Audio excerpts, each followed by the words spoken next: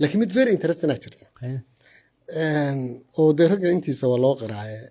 farmaajo oo qiimi ugu wixii ugu weynaa ee Soomaaliland hadii ama ha bashaama hadii sidii u diiday laakiin buu miiska saaray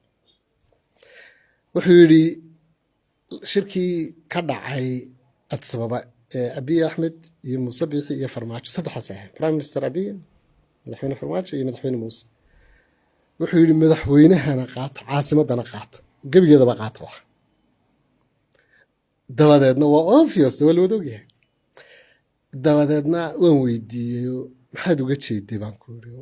wuxuu igu yiri waxaan doonayaa inaan taariikhda ku galo ninkii Soomaali badbaadiyay hawla iyo xilmidna kama rabin hargeysa inta gala waan iscasili lahaa Muuse ku wareejin lahaa inta labada gol u shiriyo haye taas waa farmaajo yani opposite kan doctor say su'aashadii weydiisay kabacdi maxaa dhacay waxaan ku laakiin waxa dhici lahaa miyaan kuu sheegay si maxaa dhici lahaa waxaan ku qolada Muqdisho waxa ku dhawaaqi lahaa inay ka goosteen Soomaaliland iyaga ku dhawaaqi lahaa goosashada marka sharciyadu hargeysa u soo wareegto sharciyadan deemka ay dadka cunaa ku hayaan markii soo wareegto ee halkan timaado iyaga ku dhawaaqi lahaa inay ka gooyaan sababtay habeen ma ogolaan xamar laga tago